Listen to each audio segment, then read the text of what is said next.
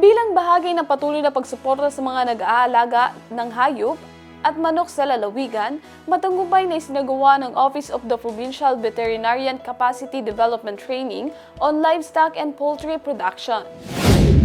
Sa tema na Smart Farming, Higher Yields, Embracing Technology in Animal Production, isinagawa ng OPVET Maguindanao del Norte ang capacity building training hinggil sa livestock at poultry production sa OP araw ng Lunes, June 22. Bahagi ito ng patuloy na pagsuporta sa mga nag-aalaga ng hayop at manok sa lalawigan. Pinangunahan ni Dr. Yusuf Adrian Abbas ang pagsasanay na nilahukan ng mga partisipante mula sa 23 barangays ng bayan. Sa training, nabigyan ng mga kalahok na mahalagang kaalaman at praktikal na kasanayan hinggil sa wastong pangangasiwa ng livestock at poultry production.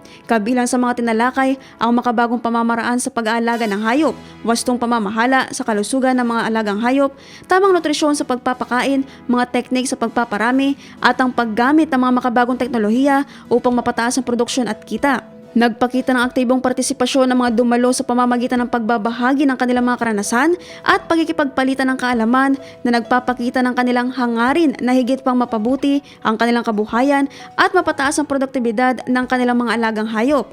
Ang inisyatibong ito ay sumasalamin sa adhikain ni Governor Dato Toco Mastura na isulong ang inklusibong pag-unlad at patuloy na suportahan ng kapakanan ng mga magsasaka at mga nag-aalaga ng hayop sa lalawigan kasama si Vice Governor Dato Marshall Sinswat. Naging mahalagang katuwang din sa pagsasakatuparan ng programa si Provincial Administrator Dato Sharifuddin Tukaw Mastura sa pamamagitan ng kanyang patuloy na suporta sa mga programang pangkaunlaran para sa mga komunidad.